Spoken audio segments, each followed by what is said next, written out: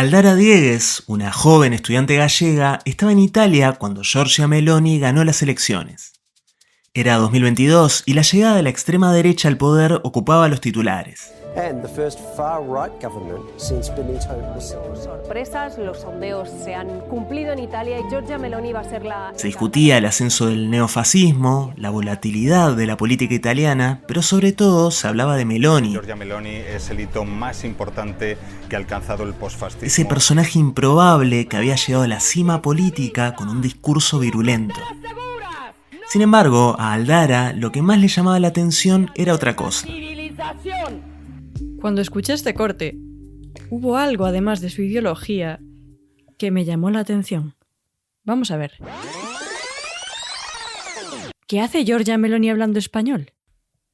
Queriendo responder a esta pregunta, indagué algo más sobre la vida de la política. La respuesta, sorprendentemente, me llegó desde la segunda isla más pequeña de Canarias. Y una vez en La Gomera se encontró con algo más sorprendente aún que las elecciones italianas o que el manejo de Giorgia del idioma español. La desmesurada historia de su padre, Francesco Meloni, narcotraficante, comunista y ateo. Les doy la bienvenida a Mapa Antojadizo de Podcast. Soy Maxi Guerra y junto a la Diaria Radio les traemos esta cartografía subjetiva de algunas de las grandes historias en audio en nuestro idioma. Un tour guiado por sus creadoras y creadores. Hoy nos vamos hasta La Palma, Islas Canarias, para hablar con Aldara Diegues. Bueno, soy Aldara Diegues, soy la autora de Meloni, un marqués en La Gomera, un podcast que hice con 22 años y que se hizo un poquito viral, se me fue un poco de las manos. Desde entonces me he venido a vivir a La Palma, estoy ahora mismo en una isla en España, a 2.000 kilómetros, eso sí, de la España peninsular, una isla que es una pasada Bueno, ahora mismo estoy en una oficina, en la oficina donde trabajo y delante mío estoy viendo el Pico Vejenado, que es una montaña, un volcán, un antiguo volcán, brutal, súper verde, muy bonito y nada, la verdad es que estoy en un espacio pues muy chulo. Me vine aquí, un poco de decisión vital, porque quería un lugar pequeñito, rural, con monte, con mar y con sol. Así que en ese sentido, pues aquí me ubico, en una islita en mitad del mar, del Océano Atlántico.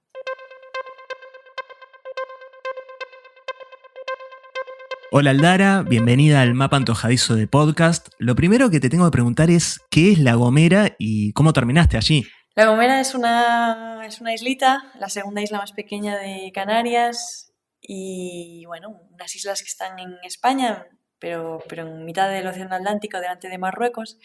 La Gomera es una islita muy pequeña, viven allí 20.000 personas y es un lugar, bueno, pues muy aislado, en el sentido de que está lleno de barrancos, acantilados, montañas. Su capital tiene 5.000 habitantes, es un pueblito rodeado de barrancos, montañas y mar. Es un pueblo pequeño, infierno grande, y terminé ahí porque, bueno, mi pareja de aquel momento estaba trabajando allí, dando clase. Se enteró entonces que el padre de Giorgia Meloni fue un narcotraficante en La Gomera. Y me llamó tanto la atención que, bueno, pues yo necesitaba una excusa para ver a mi pareja y tenía que buscar un tema para hacer un trabajo de fin de grado. Así que me planté un mes en esa islita, perdida de la mano de Dios, casi suspendiendo todas las asignaturas de la carrera ese año, y me puse pues a entrevistar a los vecinos de La Gomera. No, estoy grabando, es audio. Es para... Hay algo en lo que me quiero detener, un aspecto de La Gomera, que es el silbogomero, que no es solo una anomalía mundial, sino un elemento que utilizás muy bien en la historia. Contanos de qué se trata y si eras consciente de eso antes de pisar La Gomera. Bueno, el silbogomero es una herramienta, es un lenguaje que nace como solución para comunicarse entre barrancos, ¿no? Es un lugar donde precisamente hay tanta distancia, o sea, hay tan poquita distancia, digamos, en línea recta, pero hay tanta distancia para un ser humano, porque es eso, un relieve brutal, unas montañas, unos barrancos, que bueno, la manera de comunicarse de un lado a otro pues era silbándose. De manera que ellos establecen las cinco vocales se hacen con 4 sonidos, de la más aguda a la más grave, I, E, A, O, y después son capaces de realizar ciertas consonantes, ¿no? Según silban, de manera que ellos hablan en español, pero a través del silbo. Y son capaces de trasladar mensajes pues kilómetros y kilómetros, porque el silbo rebota de un barranco a otro, genera todo este eco y ese mensaje pues es capaz de llegar pues de un lado a otro, de atravesar grandes distancias, muchos kilómetros. Entonces, pues bueno, es una manera que tiene la gente todavía hoy de La Gomera. Tú vas por La Gomera y la gente ves que te silba, ¿no? Y bueno, pues eso es lo que se utilizaba, era sobre todo para trasladar pequeños mensajes. ¿Dónde estás? ¿A dónde voy? ¿Necesitas algo? Tráeme el agua, tráeme una gorra. También en la guerra civil, por ejemplo, aquí mucha gente tenía que escapar a la montaña para evitar ser represaliada, fusilada, ¿no? Escapaban a la montaña, se escondían en cuevas y cuando la Guardia Civil iba tras ellos, pues los vecinos del pueblo les silbaban: oye, que va la Guardia Civil. Y aunque el fugitivo respondiese a través del silbo, bueno, pues como es un eco que rebota, no se sabe desde dónde está emitiendo el silbo, ¿no? Entonces es una historia, una pasada, el patrimonio inmaterial que tienen en La Gomera y el hecho de que todavía lo conserven y bueno, pues es un gusto poder, claro, incluirlo en el podcast, es casi un protagonista más. Aparte del interés que ya genera, por lo que escuchamos, La Gomera en sí, todas las características de la isla, tenés una historia que tiene como protagonista una de las figuras políticas de más alto perfil en el mundo. Hay ideología, hay drogas, mafia, daddy issues, como decís en el podcast. Pero, ¿qué cosas tenías claro que no querías hacer al contar esta historia? ¿Qué te planteaste a la hora de abordar la vida de los Meloni, padre e hija? Qué buena pregunta, nunca me habían hecho esa pregunta. Tenía claro que no quería hacer un podcast conversacional. O sea, yo quería hacer un documental sonoro. Quería que quien escuchase ese podcast se trasladase a La Gomera y viajase conmigo. Entonces no quería simplemente pues sumar voces y hacer entrevistas largas. No, quería que las voces se mezclasen unas con otras, que se interrumpiesen, se pisasen. Quería que hablasen por encima de un sonido grabado allí. No quería que la gente escuchase un podcast informativo, digamos, puramente de noticiario. No quería que la gente escuchase un conversacional, quería que la gente escuchase a La Gomera. A mí lo que me gusta cuando escucho un podcast es que ese podcast me rodee. Quiero que una persona me susurre al oído, que me meta en su historia. Quiero cercanía. No quería un podcast que no fuese en primera persona. Quería un podcast en primera persona donde la historia no fuese solamente la historia del padre de Giorgia Meloni, sino que fuera mi propia historia intentando descubrir la suya. Porque a mí fue lo que me enganchó de los podcasts que yo escuché en su momento y que me inspiraron. Y fue lo que me gustó, ¿no? El Te Busco, de Las Raras. Me encanta que Cata esté pegándose dolores de cabeza buscando quién la atropelló. Me encanta el misterio de la moraleja. Que Eva Lamarca esté dando vueltas para ver cómo accede a la siguiente fuente que le pueda dar una pista, ¿no? Ese proceso periodístico y de construcción me parece tan bello y yo tenía muy claro que eso era lo que quería contar también, ¿no? Bueno, hay algo que me gusta mucho en tu podcast, quizá más que todo, que es el tono. No es solo una historia en primera persona, sino una historia guiada por tu asombro al descubrir cada capa de los personajes. ¿Cómo manejaste eso para que no sonara forzado? ¿Qué cosas te sorprendieron más en el camino de esta investigación? Pues mira, me sorprendió mucho que la gente en La Gomera amaba a Francesco Meloni. Cuando nosotros bromeamos un poco en italiano con sus frases y sus cosas. Era amigo de los amigos, muy cercano con sus trabajadores, trataba muy bien a sus trabajadores. Fue de las primeras personas que empezó a dar condiciones más que dignas, o sea, pagaba muy bien a su gente. Pero no era una persona rácana en el tema de pagar. Lo que no le valían eran las cosas mal hechas. Y entonces, en ese sentido, conmigo no fue mal pagado.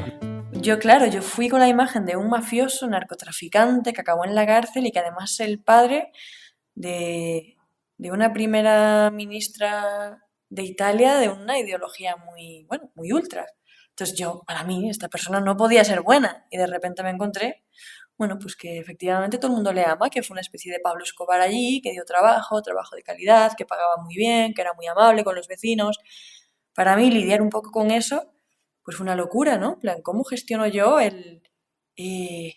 no quiero blanquear a un narcotraficante y al mismo tiempo no quiero, digamos, crucificar a un hombre que tampoco era tan malo, ¿no? Como encontrar un poco ese equilibrio, no sacar yo conclusiones, que las saque el oyente en ese sentido.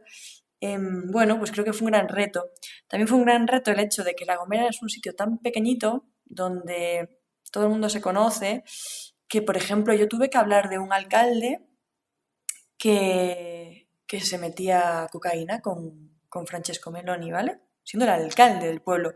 Una persona que además era bastante válida en su trabajo, por lo que vi, y que supuso cambios positivos para la isla. Y llegué a conocer a su hija, de hecho, allí. Una chica de mi edad, además, o sea, igual de perdida en la vida que yo. Y claro, de repente, ¿no? Para mí era un personaje de esta historia, este alcalde. Y tenía, vamos, clarísimo, iba a contar de él X e Y, sin mucho tacto, el tipo este. Y de repente, ¿no? Conocer a su hija, conocer a su entorno, ver que había cierto apego también hacia este hombre, ¿no? ¡Wow! Como que te hace también valorar, mi fuente no es un personaje, es un ser humano. Este hombre justo acababa de morir 2 meses antes, con lo cual también había mucha sensibilidad en ese sentido, ¿no? Claro, tratar esta figura para mí fue un reto, ¿no? Lo hice como desde el mayor respeto posible, y también intentando no ponerle adjetivos. Si alguien quiere ponerle adjetivos, que sea el oyente, pero no voy a ser yo. Yo simplemente voy a dejar que hablen mis fuentes y todas las fuentes que haya podido conseguir, no solamente una, que me dé una única visión, ¿no? Un personaje poliédrico. Entonces, bueno, sí, diría que estos retos para mí a nivel de guión y a nivel de ética fueron complicados. Queda claro en el caso de Meloni padre esa cuestión de un personaje que es muy seductor, que se ha movido en el camino de la seducción y se entiende en cada uno de los testimonios que vas recogiendo y cómo te plantea esos dilemas éticos. Pero cómo fue también enfrentarte a la figura de Giorgia Meloni, también entender ese inicio, esa cuestión del padre abandónico, pero también valorar a Giorgia Meloni como figura complicada. Pues sí, totalmente. Es muy complicado porque tú empiezas... Bueno, todos tenemos nuestros sesgos, ¿no? Al final, todos tenemos nuestra pertenencia ideológica, por así decirlo, y es importante reconocerla y también es importante, de la misma manera que no quieres blanquear a ciertas personas, tampoco crucificarlas por el mero hecho de que tengan una determinada ideología, ¿no? A mí, claro, tratar como una política de ultraderecha me genera mucha contradicción porque es una niña abandonada dentro de lo que cabe, o una adolescente abandonada, de niña no, por mucho que ella lo quiera vender. Es una adolescente un poco abandonada y entonces ahí yo empatizo mucho con esa sensación, ¿no? De abandono, de desamparo, de cómo le ha afectado su relación con los hombres el hecho de, bueno, pues no tener ese apego paterno, ese cariño. Entonces eso me parece un concepto universal y yo quiero como trasladar ese concepto universal independientemente de la ideología de quien lo sufra. Al mismo tiempo, no quiero blanquear a una mujer cuyas políticas migratorias, por ejemplo, son inhumanas, cuyo trato hacia ciertos colectivos vulnerables es inhumano. Y claro, ¿qué historia quiero contar? Quiero que este podcast, bueno, pues sea un perfil de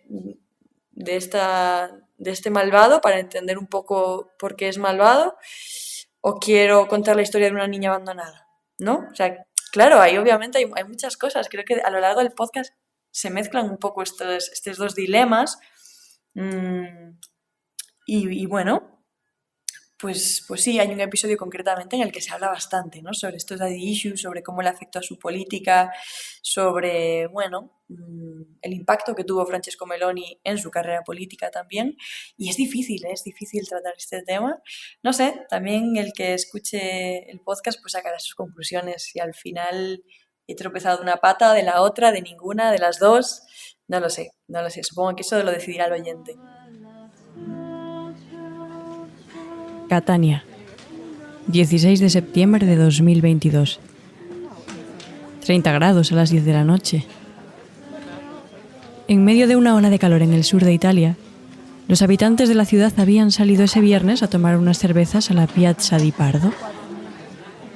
Una calle preciosa, totalmente cubierta por paraguas de todos los colores. Yo estaba en una mesa grande, acompañada por italianos que cantaban el Bella Ciao.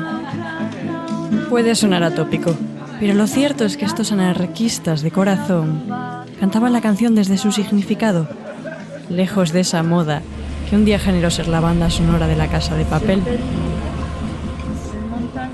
En el inicio del podcast conectás dos islas, Sicilia y La Gomera. ¿Cómo fue bucear en la política italiana, que es una de las más complicadas de descifrar en el mundo? ¿Cómo fue bucear? Pues mira, conté un poco con la ayuda del periodista Andrea Palladino, que escribió un libro sobre Giorgia Meloni, Meloni secreta. Eso ayuda mucho, la verdad. Tuve compañeros italianos, las elecciones italianas me pillaron allí. Estaba haciendo un viaje, digamos, haciendo un curso. Y claro, me ayudó mucho a entenderlo el conocer gente de allí, ¿no? Pero sí, definitivamente la política italiana es horrible, o sea, han tenido tanta variedad de gobiernos, de cambio de gobierno, partidos nuevos, la Liga, el Movimiento 5 Estrellas, ahora Hermanos de Italia, o sea, es una locura, es difícil de entender, ¿no? Entonces, bueno, pues también con todo el rigor posible, leyendo mucho, informándose mucho, muchas horas de pues estar en tu habitación en vez de estarte tomando una cerveza, que la verdad, ahora echo la vista atrás y digo, vaya añito me pegué para sacar esto adelante, pero bueno, con rigor, se intenta con rigor, claro. Hay algo aparte desde que grabaste el podcast hasta hoy en día, es más, hoy mientras estamos grabando, Meloni ocupa los principales titulares del mundo por su enfrentamiento a Trump y ha sido como un recorrido de la figura bastante impensado, creo, al momento de grabar el podcast. ¿Cómo te enfrentás a cada novedad de la carrera de Giorgia Meloni? También con mucha con mucha contradicción, ¿no? Como que por una parte hay una parte egoísta y dices, ay, a ver si vuelve a ganar las elecciones para que este podcast siga teniendo tirón, ¿no? Como una parte malvada y egoísta. Por otra, pues obviamente, pues como sigo cualquier otro líder, tampoco te creas que de repente tengo un apego brutal a su figura o al contrario, o un odio especial. No, como cualquier otro líder, como seguiría, por ejemplo, ahora Orbán, que acaba de perder las elecciones y es un acontecimiento, ¿no? Entonces, pues lo mismo, pues estoy intentando desde el rigor y desde el no dejarse llevar por demasiado sentimentalismo, ¿no? Al final, también creo que en general la política del siglo XXI parece que es más de bandos que de razones, ¿no? Y creo que, pues cuando saco una política, pues más que criticarla al minuto cero, pues intentar leerla antes y analizarla y pues intentar desde ahí formar una opinión de cada medida en concreto, ¿no? Y no tanto de su figura desde el sentimiento de lo que me provoca o de lo que me deja de provocar su ideología por contraria o parecida que puede ser a la mía, digamos, ¿no? También aprendí que en La Gomera el otoño no existe, es una prolongación del verano.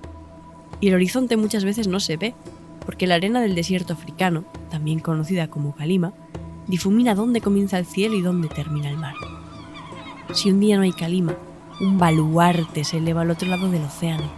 Es el Teide, en la isla vecina de Tenerife, que se ve desde toda la mitad oriental de la isla. Y en los peores meses de invierno hace frío en La Gomera, pero la nieve se ve perfectamente al otro lado del mar, en el pico más alto de España. En San Sebastián de La Gomera, las calles se retuercen y las casas tienen muchos colores vivos, rojos y amarillos. Algunos edificios son indianos, construidos por emigrantes ricos retornados de las Américas. Y es que La Gomera fue el último pedazo de tierra que Cristóbal Colón y todos los que llegaron después pisaban antes de cruzar el mundo. Quiero volver a La Gomera como personaje. ¿Qué tan presente tenías en la previa el hecho de que La Gomera iba a ser un personaje en sí del podcast? Porque más allá del magnetismo de estos dos personajes, Meloni padre, Meloni hija, la historia de esa pequeña isla al margen es impresionante. Incluso su historia previa a la colonización que contás en los primeros episodios. Lo tenía muy, muy, muy claro, que iba a ser una protagonista, sin duda. Para mí, de hecho, iba a ser tan protagonista como Francesco Meloni. Es verdad que después me sorprendió mucho. Francesco Meloni, su vida da muchos giros, entonces quizás acabó siendo el más. Pero para mí La Gomera lo tenía muy claro, iba a ser una protagonista, porque yo, insisto, vine al mundo del podcast a hacer un documental sonoro. O sea, yo quería que el sonido fuese fundamental, y para que el sonido sea fundamental yo tengo que estar en un lugar que me dé ambiente sonoro, que me dé paisaje, tengo que recorrerme la isla, tengo que pateármela. Yo muchas veces entre grabación y grabación me tomaba días para caminarme la isla, y para mí era fundamental eso, sí, lo tenía súper claro. Iba a ser, vamos, muy protagonista La Gomera. No sé si el podcast en sí o la experiencia te fue acercando a la isla de alguna manera. No sé si pensás narrativamente seguir el camino en torno a Canarias o a La Palma o demás, pero terminaste sí afincándote en la zona. Sí, de hecho ahora mismo estoy en proceso de crear un nuevo podcast, Maxi. Mira, vas a ser de las primeras personas que lo sepa. Sí, estoy pensando en hacer un podcast que se llama Hogar de Cenizas. Bueno, estoy pensando, no, ya tengo la financiación y ya tengo las primeras entrevistas, ¿no? Y que hable un poquito sobre el concepto de hogar aquí en La Palma, porque aquí precisamente hubo una erupción volcánica hace 5 años y mucha gente, 7.000 personas fueron evacuadas, una de cada 10 de las que viven aquí en la isla. La mitad de la zona del Valle de Aridane, que es como la zona más poblada, pues está ahora mismo debajo de la colada de lava. Muchísima gente ha sido reubicada, vive todavía en contenedores, o sea, unos containers prefabricados, gente que no pudo volver a su casa en 3 años por la acumulación de gases, gente que tuvo que limpiar y limpiar y limpiar ceniza, metros y metros de ceniza que había llovido dentro de su casa y fuera. Bueno, hay muchísimas historias aquí que son una pasada y que al final quiero vincular con el hogar en un contexto de crisis de vivienda, ¿no? Donde los alquileres cada vez son más caros, comprar vivienda está más difícil, tenemos que compartir más años, volver a casa de nuestros padres. Bueno, pues reflexionar un poquito en torno a eso y comparar, bueno, pues cómo ha vivido todo su proceso de cambio de hogar y de reconstrucción del hogar la gente de La Palma, con un poco la crisis de vivienda actual que se vive en general en Europa y me imagino que en Latinoamérica también, ¿no? Para cerrar, te quiero preguntar si hubieses accedido directamente a Giorgia Meloni, ¿qué le hubieses preguntado? ¿Qué cosas te gustaría saber de primera mano de la huella que dejó en ella La Gomera? ¡Wow! ¡Qué bonita pregunta, Maxi! ¡Qué bonita pregunta! Espera, dame un minuto para pensar bien esta respuesta. Mm, mm, mm, mm. Creo que le preguntaría qué fue La Gomera para ella, por ejemplo, ¿no? Porque ella siempre habla de una época oscura, de su padre como persona. Claro, siempre habla de que su padre la abandonó con 2 años. Ella nunca dice nada de que veraneó en La Gomera toda su vida, o sea, toda su infancia hasta los 12. Eso nunca lo dice. Entonces, que me hablase de esa época. O sea, ¿qué fue para ti? ¿Qué significó? ¿No? No cuela. Ya sabemos que tu padre no te abandonó con 2 años. Simplemente estaba a distancia y tú ibas a visitarle 3 meses en verano. ¿Cómo te relacionabas con él? Mm, bueno, sí. ¿Qué significó para ti esa etapa? Eh, ¿Significó algo? ¿O es un borrón en tu infancia, no? Creo que le preguntaría eso. Le preguntaría sin duda si el hecho de que su padre fuese comunista y ateo hizo que ella tirase un poquito más de lo contrario, ¿no? De familia, patria, Dios. Le preguntaría si su madre la separó de él precisamente por este narcotráfico, estos negocios turbios, si el hecho de que ella se separase del padre fue una decisión propia, como ella vende, o si fue la madre quizás la que la alejó, la quiso proteger. Y sin duda, vamos, le preguntaría, lo que pasa es que esto no me lo querría responder Giorgia Meloni ni de broma, pero le preguntaría, bueno, cuál es su relación con Bárbara Meloni, su hermanastra, y con el hombre, ¿no? Con su pareja, con el marido de Bárbara, que bueno, que también está en la cárcel, que fue socio de Franco y que fue la expareja de la madre de Giorgia Meloni. Es decir, hay una vinculación brutal que sigue uniendo a estas dos familias. El exmarido de la madre de Giorgia Meloni es el actual marido de la hermanastra de Giorgia Meloni, ¿vale? Y es un hombre socio en los negocios de Francesco Meloni que está en la cárcel por delitos varios. Claro, no sabría cómo preguntarle esto porque no me querría contestar, habría que indagar, habría que hurgar, pero eso es la duda que se me genera, ¿no? ¿Hasta qué punto has cortado la relación con tu padre? ¿Hasta qué punto? Claro, nunca lo contestará. Bueno, Aldara, muchísimas gracias por poner la historia de Meloni y sobre todo la historia de La Gomera en el mapa. Muchísimas gracias, Maxi. Siempre es un placer hablar contigo, de verdad. A continuación, en La Diaria Radio, vamos a escuchar los 2 primeros episodios de Meloni, un marqués en La Gomera.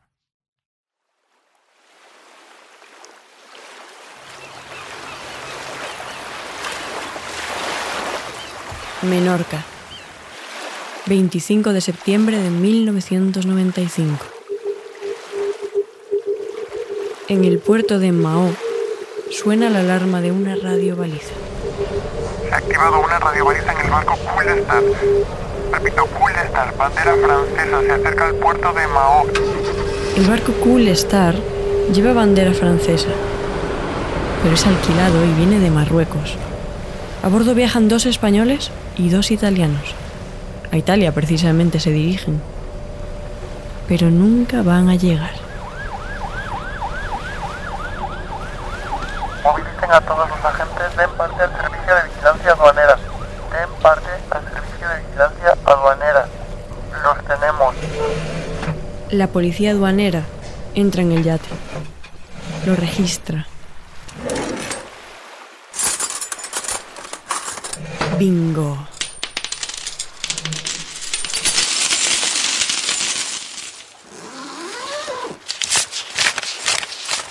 Dentro descubren más de 5.000 euros en liras italianas, libras esterlinas y pesetas.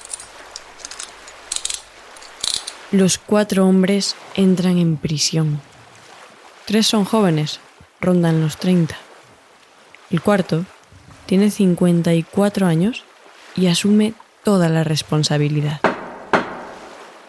En ese yate viaja también 1,5 toneladas de hachís.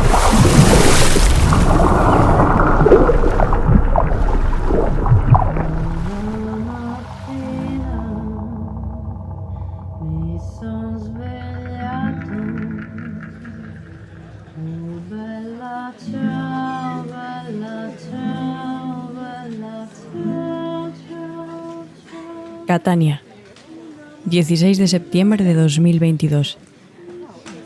30 grados a las 10 de la noche. En medio de una ola de calor en el sur de Italia, los habitantes de la ciudad habían salido ese viernes a tomar unas cervezas a la Piazza di Pardo. Una calle preciosa, totalmente cubierta por paraguas de todos los colores. Yo estaba en una mesa grande, acompañada por italianos que cantaban el Bella Ciao. Puede sonar atópico, pero lo cierto es que estos anarquistas de corazón cantaban la canción desde su significado, lejos de esa moda que un día generó ser la banda sonora de La Casa de Papel.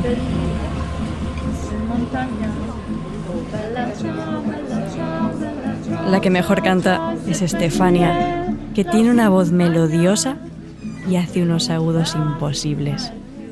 Sus amigos tienen una guitarra y han comenzado a tocar sin permiso ni vergüenza, entre cerveza y cerveza.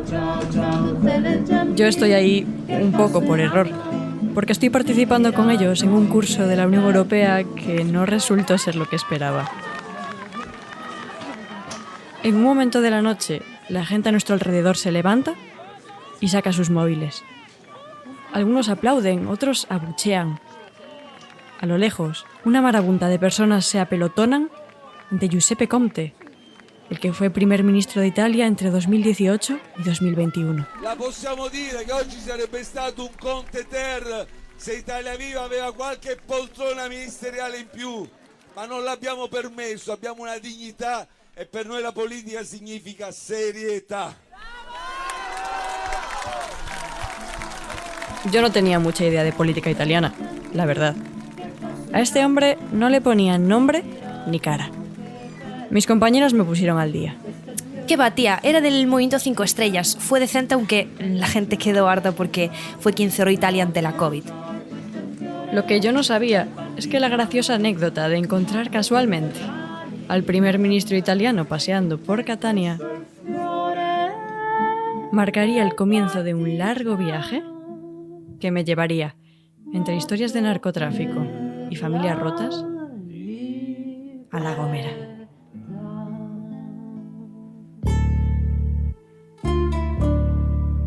Soy Aldara Dieguez y esto es Meloni, un marqués en La Gomera.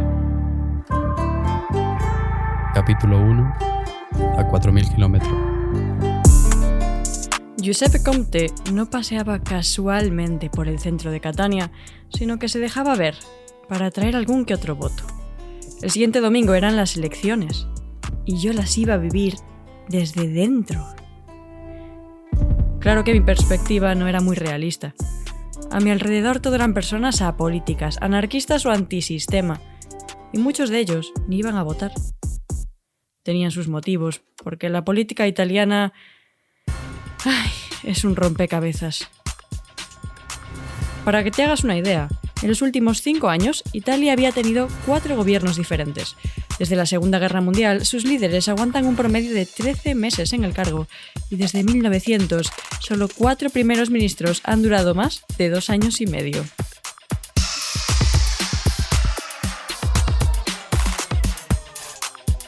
Vamos, que en Italia viven como cuando aquí tuvimos 4 elecciones generales en 4 años y una moción de censura en medio. ¡Qué pereza!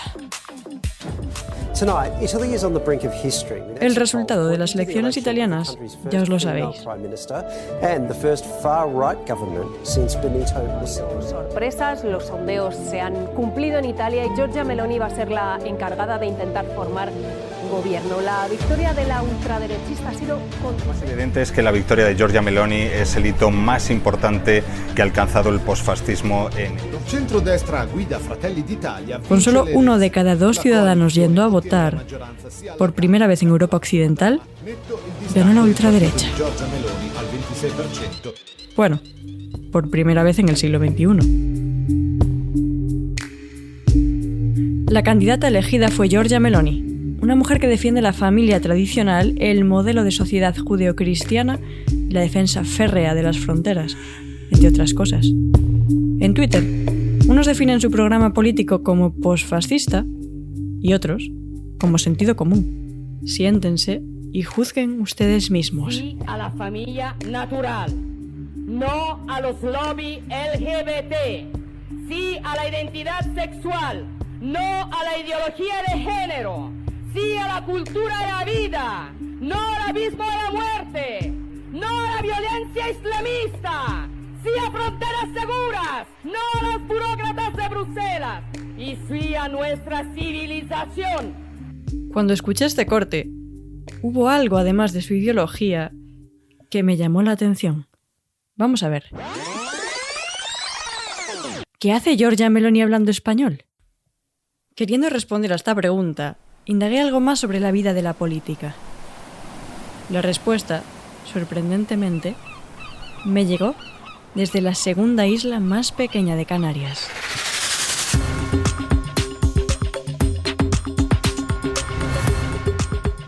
A Giorgia Meloni le marcó la tormentosa relación con su padre. A pesar de haber llegado a lo más alto en su carrera, la vida de la reina de la ultraderecha comenzó marcada por el sello del abandono. Su madre, Ana, tuvo que criarla sola, junto a su adorada hermana mayor, Ariana, después de que su padre las desamparara marchándose a las Islas Canarias cuando ellas tenían solo 2 años. Giorgia Meloni argumenta que defiende tanto a la familia tradicional porque creció con esa carencia. Francesco Meloni y el desastre que pudo ser y no fue.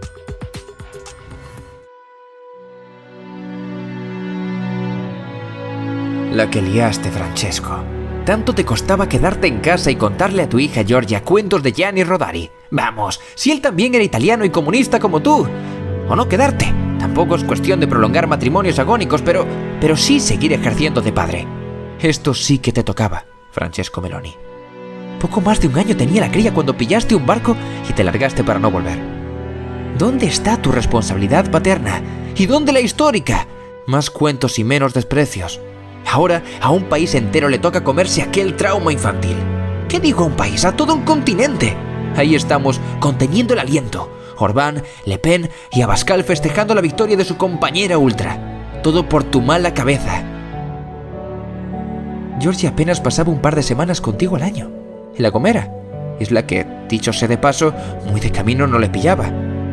Aquellas vacaciones le proporcionaron algunos recuerdos indelebles, como cuando estuvo a punto de morir ahogada a los 3 años. La dejaste en un bote con una niñera que no sabía nadar. Se ve que tú estabas demasiado ocupado con tus negocios. Claro que los padres ocupados somos mayoría y no a todos nos han salido hijas admiradoras de Mussolini. El 1 de octubre de 2022, la prensa se llenó con su apellido. Meloni, Meloni, Meloni. Giorgia había ganado las elecciones tan solo una semana antes y ahora era el padre quien saltaba a primera página. Cuando leí este artículo de Emma Riverola, supe que quería saber más sobre Franco Meloni. ¿Quién era ese padre que eligió La Gomera para vivir, abandonándolo todo a su paso? ¿Qué le había llevado allí? ¿Habría alguien en la isla que todavía se acordase de él? Meloni, un marqués en La Gomera, un podcast de Aldara Diegue.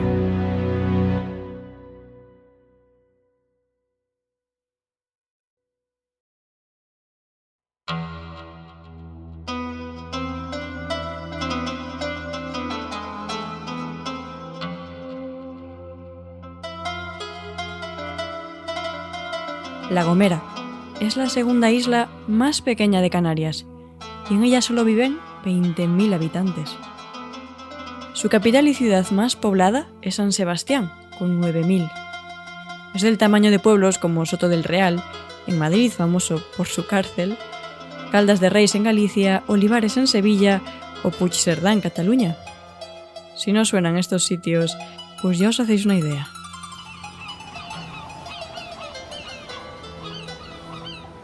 La diferencia con el resto de pueblos es que la ciudad más cercana está a media hora en avión o 2 horas y media en barco. En toda la isla hay 3 gimnasios, 3 institutos y ningún cine. Si quieres ir de compras, no pidas nada por Amazon porque no envía paquetes allí. Y quien conduce por La Gomera corre el riesgo de marearse. No hay autopistas y para atravesar la isla desde San Sebastián hasta Valle Gran Rey recorrerá 50 kilómetros por carretera, aunque en línea recta son 22. En La Gomera también hay mucho turista sin prisa. Alemanes y europeos del norte que deciden pasar sus últimos años ahí. La isla es un remanso de paz y calma. La vida en la isla es tranquila y como tal es el lugar idóneo para desaparecer.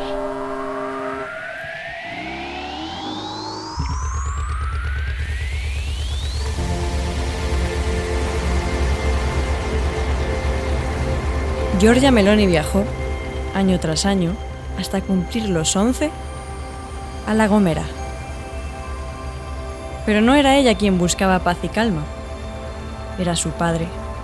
Quédense con su nombre. Francesco Meloni es el padre de la primera ministra italiana, aunque Giorgia Meloni ha perdido contacto con él y ha llegado a odiarlo. Siempre se dice que no hay que juzgar un libro por su portada. A Franco Meloni le viene muy bien este dicho, sobre todo porque ni leyendo el libro entero nos podemos hacer una idea de quién era él de verdad. Franco es el hombre de las 1001 caras, y yo quería descubrirlas todas. Meloni, Un marqués en La Gomera. Un podcast de Aldara Diegue. Capítulo 2. A bordo del caballo loco.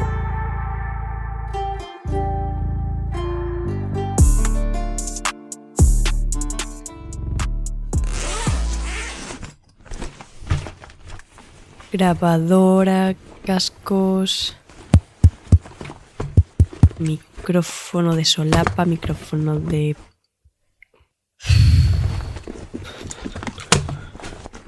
mano, micrófono para el móvil, vale, bañador, toalla y anorak, y sandalias y botas.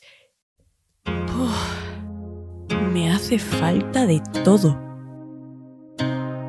¿Puta isla de contrastes? Tenía muchas ganas de coger un avión y plantarme en la segunda isla más pequeña de Canarias, pero antes decidí conseguir algo de contexto. No quería ser una guiri más que llega a la isla, quería ser periodista. O intentarlo. Me leí de arriba abajo un blog de turismo de la isla y todos los periódicos locales y regionales que hablasen de Meloni en La Gomera. Un nombre me llamó la atención porque se repetía en ambas páginas web. Carlos Pérez Simancas, licenciado en turismo y gran conocedor de La Gomera. Me puse en contacto con el blog y a los pocos días tenía mi primera fuente preparada.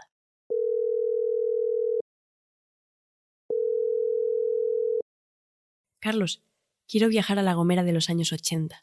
Quiero que me traslades hasta allí.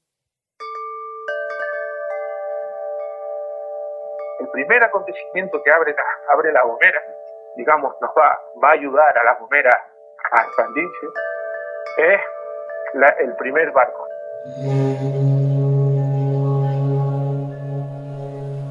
En el año 74. ¿Me estás diciendo que hasta 1974 no había barcos a La Gomera? La isla durante 220, 230 años se encerró en sí misma y La Gomera se convirtió en un lugar muy duro para vivir. Era una vida completamente alejada del mundo. Ese tránsito de personas hizo que La Gomera empezara a moverse, ¿no? Económicamente, socialmente. Empiezan a ir muchos jóvenes a trabajar. La Gomera y Tenerife empiezan a relacionarse un poquito más que cuando solamente se podía ir en barco privado. Y eso hace que, La Gomera empieza a moverse. Empieza a venir mucho más turistas. Hasta aquel momento solo llegaban hippies, llegaban gente como muy salteada. La Gomera es tan agreste y natural que había llamado la atención de muchos hippies de Europa, pero de nadie más. Aunque se haya abierto al mundo en el año 74, hoy sigue siendo una pequeña parcela de 22 kilómetros cuadrados, rodeada de mar. Llegar hasta allí sigue sin ser sencillo, ni barato. El vuelo a Tenerife desde Santiago me sale más barato que el barco. Para los no residentes en la isla, el precio es de 40 euros solo ida, y para los residentes 10, que parece un mejor precio, pero pagar 20 euros por salir de tu isla para ir al Decathlon o al Mercadona se nota. Los gomeros pagan el barco cada vez que va un especialista al hospital o a comprar algo medianamente especializado. Muchos viven en la isla, pero tienen una casa o un coche en Tenerife, esperando por ellos.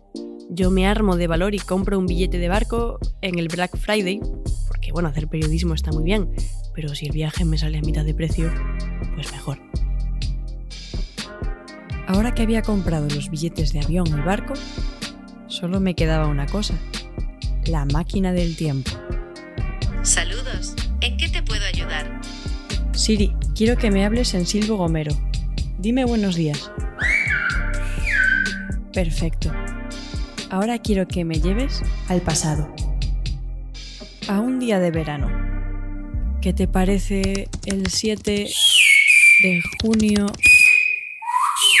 de 1985?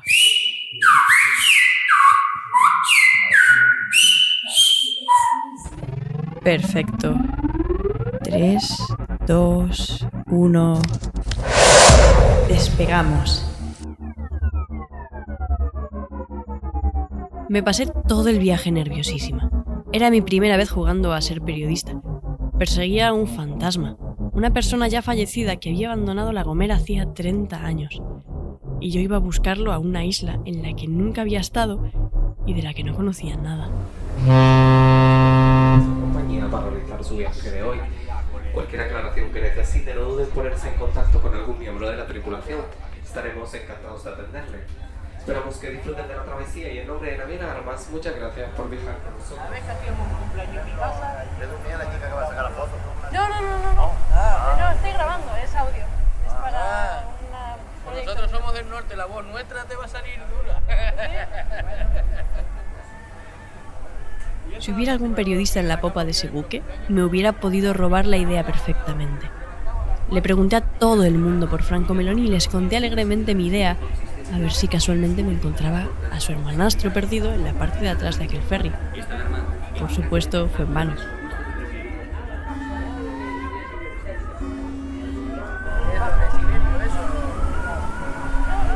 Es para hacer paisajes sonoros y luego hacer un podcast y poder meterle esto de fondo. A mi alrededor escuchaba voces en todos los idiomas posibles, alemanes, ingleses, por supuesto canarios y hasta un par de gallegos que seguramente habían venido en mi mismo avión. El interior del barco que va a La Gomera es increíble. Asientos acolchados, 2 cafeterías, ventanas enormes y hasta una piscina. ¿Para qué querrán una piscina en un trayecto de 50 minutos? Bueno, fui repasando mi escasa lista de fuentes. Me iba 15 días a La Gomera y por ahora solo tenía apalabrada una entrevista. Mi objetivo era ir tirando de cada una de mis fuentes. Quizás lo estaba haciendo todo mal. El desembarque se efectuará por la escalera ubicada en la cubierta principal. Muchas gracias. Respiré hondo. Repasé lo que ya sabía de Meloni y también de La Gomera. En realidad, para informarse de cómo es La Gomera, en Canarias solo hay que ver la televisión. Justo cuando Sandra Barneda va a enseñar las imágenes más pecadoras de algún concursante en la Isla de las Tentaciones, en la península pasaría esto. Para aliviar todos estos síntomas de la gripe y el resfriado, necesitas más que paracetamol. La puta publicidad. Pero en Canarias, los anuncios no son muy rentables. Soy el aire. Un aire que te invita a conocer esta magnífica tierra. Así que aparecen imágenes promocionales en bucle de las islas. Anuncios turísticos grabados hace 10 años siguen apareciendo cada media hora en televisión. En La Gomera aparecen los bosques casi selváticos del Parque del Garajonay, la playa de La Calera, donde las olas rompen contra una arena oscura, volcánica, o la grandeza natural de los acantilados de Vallehermoso. Una infinidad de paisajes que consiguen transportarte a la isla, o por lo menos desear perderte en ella. Ven y descubre La Gomera, una isla naturalmente mágica. Pero mi primera impresión al llegar a la isla fue más bien así. Me cago en todo. Encima, hoy hacía mucho.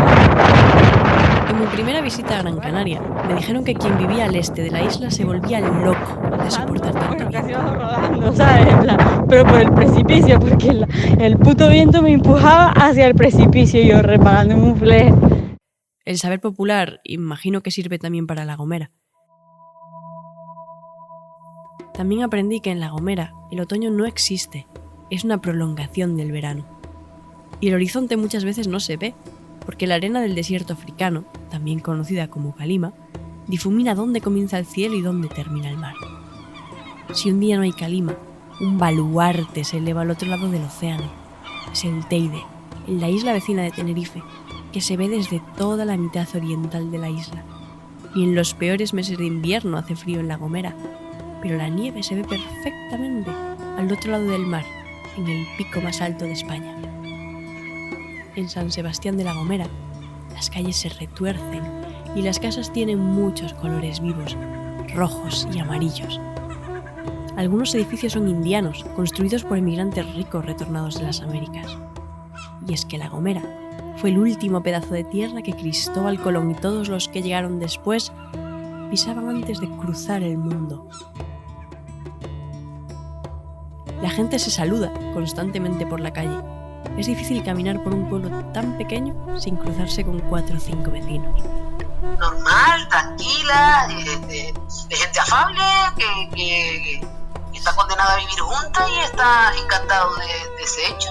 Acabáis de escuchar a una vecina de San Sebastián. Ya la conoceréis, pero antes de presentarla, hablemos de nuestro protagonista, que para eso había venido aquí, ¿no? Corrían los años 80, cuando un extranjero llegó a la isla. Su llegada enseguida llamó la atención, porque llegó en un caballo loco. Era un barco que destacaba. O sea, ese barco estaba fondeado aquí en la bahía y era un barco que destacaba. La vida de Franco Meloni está toda señalizada por isla y barco. El barco que llega a La Gomera es el caballo loco. En aquel momento a nosotros nos parecía un barco. No era como el Telémaco, pero era un barco parejito, tendría 12 metros, 14 metros, una cosita así. Era grande, el caballo era un bonito barco. Un barco aquí de esa eslora y de esa envergadura no era muy normal. Y por el bulto que daba, me imagino que ahí había camarotes, porque mover a tanta gente, muy digno, no era una falúa, como le decimos nosotros aquí, una yalana. Falúa. Esa fue la primera palabra que aprendí en el dialecto gomero. Una barca pequeña, endeble y cutre. Era todo lo contrario al barco caballo loco, o caballo paso en italiano. Era un barco de 2 mástiles, algo rarísimo de ver en una isla tan pequeña. Y un velero con 2 palos era símbolo de dinero. Bueno, que estuvo en Italia o por el mundo, porque él desde luego aquí vino como un navegante, como el tipo que tiene un barco y viene, aparece. Hombre, cuando una persona llega, claro que llama la atención. En un sitio pequeño como este, las comidillas del mercado, donde sea, oye, que está un señor nuevo que vive en tal sitio. Ah, muy bien. El marido no es exacto. Sí, ella después se casó después con una señora de aquí de Miguel. La gente habitualmente, si tiene medios económicos, pues si no lo ve, si lo ve que tiene una actividad y cree que esa actividad no genera recursos suficientemente, ya empieza la especulación. Al principio, cuando él vino aquí, se habló de que era traficante de joyas. ¿Ah, sí? ¿Y eso por qué? Porque él siempre iba con cosas de oro y tal. Él iba siempre bien, tenía un esto de oro grande, después el reloj y unos anillos y tal. Y bailábamos, lo pasábamos estupendamente. Nos tomábamos una copa. Mira, la hija es la presidenta de Italia, la hija Georgia. Y venía A lo largo de mi visita en La Gomera, conocí a muchos habitantes de la isla que me contaron multitud de cosas de Franco Meloni. Pero vayamos por el principio. Mi primer entrevistado fue Luis Darias, un hombre que conoció a Franco en persona, a través de Lola. Mi tía siempre le hacía, no sé qué clase de pasta era, si era macarrones o espaguetis, siempre, hasta luego, yo. Le encantaba, dice, no, que me lo haga Lola, que me lo haga Lola. Luis me ayudó a enterarme de las cosas más básicas de Franco en La Gomera. Por ejemplo, dónde vivía. Que vivía ahí cerquita del mar, supongo. Aquí al lado, a ver cómo te explico. ¿Cuántos días llevas aquí? Uno. Ese es mi primer entrevistado. ¿Sí? Sí. Mira, ahora vas a el edificio ese grande, en la calle que no está, que sí. La siguiente, a ver cómo te explico. Autoescuela Steady, tú tienes más, si quieres voy y te lo enseño. Vamos de aquí a allí. Mira, vamos por aquí y te enseño la que restauró, la otra que restauró. Restauró muchas, para que veas cuáles son. Vale, o sea que Franco Meloni había restaurado casas, y no solo la suya, sino muchas. Así habían comenzado sus andanzas en La Gomera, comprando, restaurando y vendiendo casas. Reformó varias más, mi hermano se sacó de más casas que él reformó. Él compraba el edificio, lo reformaba y lo vendía. Vendía, exactamente. Exactamente. Hay una casa que está para allá, que parece una ermita, al lado de una plaza. Y esa también la reformó y la dejó preciosa. Todas las que cogía las reformaba tal y como eran las casas, respetaba todo. Qué bueno. Interesante. Uy, esta lluvia ahora. Uy. No, estaba anunciada, ¿eh? Estaba anunciada, sí. Sí. Pero bueno, esto no es nada, ¿no? Después tenemos el ensayo a las 8. Bueno, una hora y media todavía. ¡Adiós! Si esto es pequeñito, ¿sabes? Un pueblo pequeñito. Luis es saxofonista en la banda de música, aunque para entonces yo no sabía que también sería importante en esta historia. Esta es la típica casa canaria, ¿no? ¿Por qué está tan rugosa la No, porque era así, porque el encalado era así, mira, esta es lo mismo. No, el encalado antiguo, esa era de la familia. Fue entonces cuando giramos la esquina y lo vimos. Wow, al lado de la iglesia. Eso va, con la preciosidad. Sí, museo arqueológico. Aunque ahora lleve el cartel de museo, lo que tenía delante mía era la casa de los Echevarría.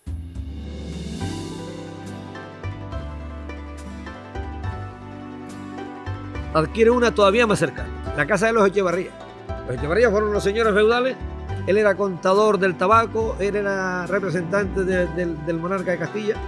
Don Miguel Echevarría tenía esa casona justo al lado de la iglesia, era como el pasillo feudal. Bueno, pues como te iba diciendo, compra la casa de los Echevarría y la convierte en su vivienda particular. Mi segundo entrevistado fue Manolo Lino. Lino es historiador y se ha recorrido la isla en busca de 1000 historias. Él ha sido uno de los que sacó al Silvo Gomer del olvido, haciendo que se enseñe en las escuelas. Me explicó con detalle qué tan importante era esta familia. Me dirigí al día siguiente allí para verla con mis propios ojos. Es una casa roja, con ventanas de madera, en pleno centro del pueblo. De su pared resale un escudo heráldico de la familia de Miguel de Echevarría, hidalgo del Valle de Baztán, gobernador de armas castellano de sus fortalezas y administrador de los bienes de los condes de La Gomera. A su lado, un cartel, Museo Arqueológico. Decido entrar. Hola, buenos días, son 2,50. A ver, ¿qué busco? Aquí tiene. La casa tiene 3 plantas y unas escaleras preciosas de madera. Hay una exposición sobre la vida de los indígenas de La Gomera antes de la colonización. Me entero de muchas cosas sobre la antigua Gomera, como que se aceptaba la poligamia y se cedía la mujer al huésped cuando venía de visita para que tuviera sexo con ella. Eran religiosos y creían en un dios del sol llamado Orahán. Temían a unos demonios llamados irruguanes, que creían ver flotando en el cielo con aspecto terrible, mezcla de hombre y macho cabrío. Asustaban a los niños e infectaban a las madres después de parir, y solo se podían espantar con fuego. La Gomera estaba dividida en 4 bandos. 2 de ellos estaban hermanados y enfrentados con los otros 2. Cuando los colonizadores llegaron, se hermanaron con el bando de Ipala. Pero Hernán Peraza, un joven castellano, se enamoró de la Gomera Ibala y tuvo sexo con ella. Las repercusiones fueron terribles.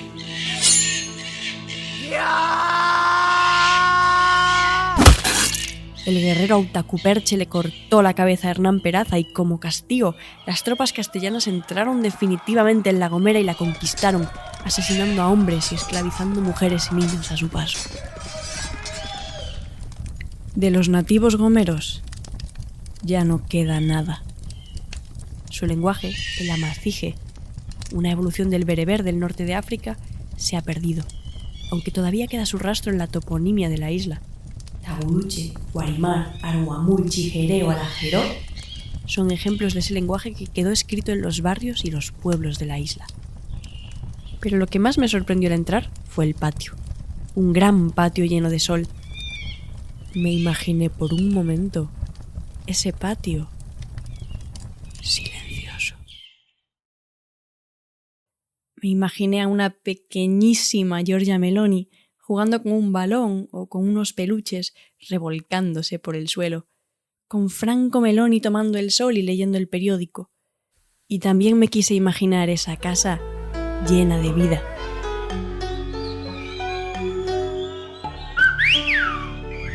En carnavales siempre estábamos juntos. Aquí tienen la costumbre de tirar polvo.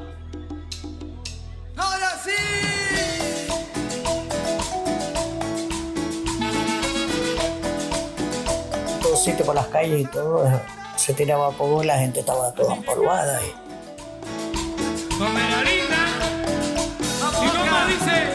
Hoy quiero cantarle a la Gomera, a esa bella tierra que me ha dado todo. Yo orgulloso digo que es en donde yo nací. Y la fiesta la hacía en el patio. Era una fiesta de disfraces, íbamos disfrazados porque eran carnavales. Cada una llevábamos una bandeja. Él se volvía loco por mis croquetas porque él decía, no le dejaba comer a nadie de mis croquetas. Cuando yo llegaba, él cogía la bandeja, se la separaba para él y le ponía de las del Marqués de Oristano a la demás gente. Y siempre que formaba la fiesta me decía, Isabel, a ti te toca hacer las croquetas. Digo, bueno, vale, pues yo hago las croquetas. Después, una anécdota también, una de las amigas nuestras con una cámara sacándonos fotos a todo el mundo. Ponte así, no ponte abajo, ponte aquí, ponte allí. Y después resulta que no tenía carrete, se había olvidado el carrete. Eso pasa así. Y ella, decía, Olga, ¿pero qué hiciste? Que estamos todos pendientes de ti. Decía él. Nos reímos también. Se invitaba un montón de gente, entonces hacía la fiesta en el patio. Pero para nosotros había una puerta aquí que era la cocina, pero era enorme, era grande, alargada. Las cocinas con baldosas y mosaicos antiguos, muy bonita, muy bonita. La casa estaba preciosa. Es que toda la casa, a mí me encantaba la casa y todo precioso. Y entre la cocina, todo que era enorme y el patio, eso estaba todo lleno de gente. Pensé que nunca conseguiría hablar con alguna amiga íntima de Franco. Y conseguí dos. Mari Carmen e Isabel, las mujeres que estáis escuchando. Entrevistar a Mari Carmen fue increíble. Y pensé que no lo haría jamás. Lo conseguí el último día, después de que un vecino me contase dónde vivía y a qué hora podía pillar a su hija yendo a la compra, para pedirle una entrevista. Me abrieron las puertas de su casa y justo cuando pensé que no podía saber nada más, Mari Carmen me abrió otra puerta más. La caja fuerte de Franco. Y luego tenía también una caja fuerte muy enorme, que una de las veces nos las abrió y ahí tenía una colección de armas. ¿De armas? Sí, tenía una colección de armas antiguas. Y entonces nos enseñó, tenía del abuelo, tenía un montón de armas antiguas. De la familia de él tenía unas cuantas. Unos trabucos de esos grandes así, y rifles, y tenía también, ¿cómo se llama? Pistolas también. Cuando Franco Meloni llegó, se decía que había sido traficante de joyas. Y también, bajo llave, guardaba una colección de armas. ¿Quién era Franco Meloni? Esa persona que llegó, compró la casa señorial de Marcos de Echevarría enfrente de la iglesia misma y se trajo consigo una colección de armas y joyas. En mis primeros días en La Gomera había descubierto muchas cosas y a la vez me había llenado la cabeza con demasiadas preguntas.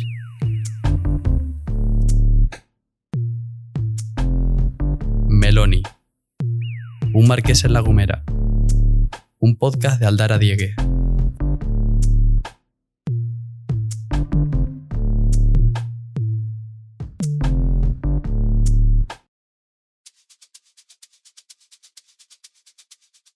Los demás episodios de Meloni, un marqués en La Gomera, están disponibles en Spotify, iVoox y Apple Podcast.